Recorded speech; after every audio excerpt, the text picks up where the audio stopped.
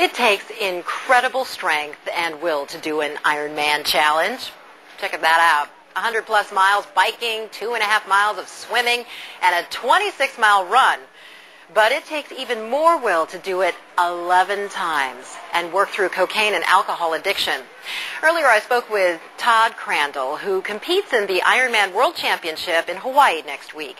Now, Todd's been replacing his addictions with athletics and hopes others will do the same. For people to really understand and appreciate what you are doing in your life, people have to know what it's like to be addicted to crack. Well, for me, being addicted to drugs and alcohol was an absolute nightmare. I began using drugs and alcohol at the age of 13, and it progressed to a level where I was drinking 2/5 of whiskey a day, doing 3 or 4 grams of cocaine a day, smoking crack, doing meth, heroin, anything I could get my hands on. All right, so those are drugs that actually, they take over your life. They become an obsession. They have you by the throat. So how do you kick something like that, manage something like that with exercise? Well, for me, thankfully, I got my 3rd drunk driving charge back in April of 1993, and that was the catalyst for me to get my life back together. And then I found athletics, and particularly the Ironman Triathlon, as one of the ways that helps me stay sober. How does it do it? Because if your personality, you've been proven to have an addictive personality, can you transfer that addiction to exercise, challenging yourself that way? Absolutely. I've taken a negative addiction and turned it into a new focus, and that's our whole philosophy at Racing for Recovery, is just take something that's negative in your life and turn it into something productive.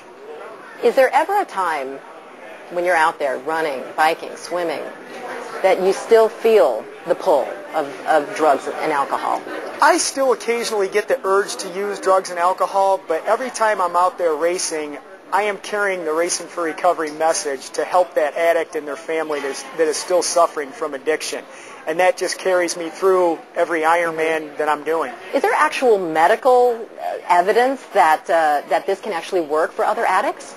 Well, I'm not a medical doctor, but I've read information on this, and exercise is, you get the endorphin release, and it does so much more, not only than physically, it's mentally and spiritually improves yourself as well. Well, why not the 12-step programs that are out there? Do they work? Well, for me, I utilized the 12-step program for the first 2 years of my recovery and was thankful for that program to be around, but I just found later on that I needed more than what the 12 steps offered. And through Racing for Recovery, our support group meetings combine family members along with the addict, so both sides can understand this horrible thing called addiction. And it's just a new approach to sobriety. So it's kind of like transferring your addiction to something that's healthy for you. It's transforming that negative addiction into a new focus, and it not only helps addicts, but their families as well. All right, so when you talk about focus, give me your workout routine.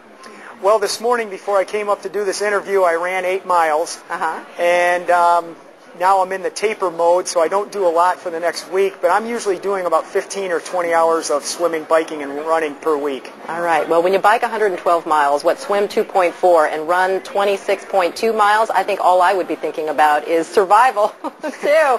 Good luck. Let us know how you do in the Ironman, okay? Thank you very much. And we'll be letting you know, too.